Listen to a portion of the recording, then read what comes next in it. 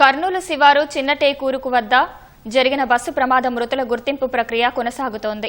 ఇప్పటికే 16 మంది మృతుల బంధువుల నమూనాలు సేకరించారు. వీటిని మృతదేహాల నమూనాలతో సరిపోల్చేందుకు మంగళగిరిలోని ఫోరెన్సిక్ ల్యాబ్కు పంపించారు. మరో 2 బంధువులు నేరుగా మంగళగిరి ల్యాబ్కు రానున్నారు. ఒక మృతదేహానికి సంబంధించి బంధువులెవరూ రాలేదు. ల్యాబ్లో DNA పరీక్షల అనంతరం సరిపోలిన మృతదేహాలను బంధువులకు అప్పగించనున్నారు.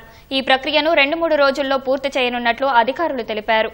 అటు ప్రమాదంలో గాయాల పాలైన వారిలో ఒకరు మినహా అందరూ ఆసుపత్రి నుంచి డిశ్చార్జ్ అయ్యారు. శ్వాసకోశ వ్యాధితో బాధపడుతున్న గుణసాయి కర్నూలు ప్రభుత్వాసుపత్రిలో చికిత్స పొందుతున్నారని వైద్యాధికారులు వెల్లడించారు.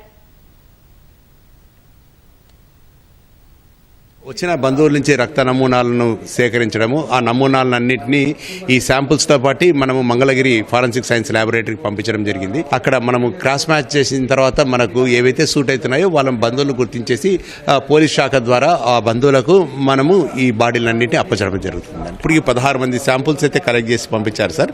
సో ఒక 2 బంధువులు, ఒకరు ఒరిస్సా అండ్ బీహార్ అని అంటున్నారు. వాళ్ళని డైరెక్ట్గా మంగళగిరికే రమ్మన్నట్లు సమాచారం, టైం వేస్ట్ కాకుండా. సో వాళ్ళు శాంపుల్ ఇచ్చిన ఒక 48 గంటల లోపల వాళ్ళ శాంపుల్స్ తీసుకొని DNA నమూనాలను వాళ్ళు క్రాస్ మ్యాచ్ చేసుకొని కన్ఫర్మ్ చేసేదానికి అవకాశాలు ఉన్నాయి. సో ఈ 1-2 డేస్లో ఆ బాడీస్ అన్నింటినీ మనము వాళ్ళకు అప్పచెప్పచ్చండి. సో ఒకవేళ ఏదన్నా ట్రేస్ చేయలేకపోతే దాన్ని భద్రపరిచే అవకాశాలు అయితే మనకున్నాయి. కొన్ని రోజులైనా మనము మన మార్చిలో వాకింగ్ కూలర్లో వాటిని ప్రిజర్వ్ చేసుకోవచ్చు ఐడెంటిఫై అయ్యేంత వరకు.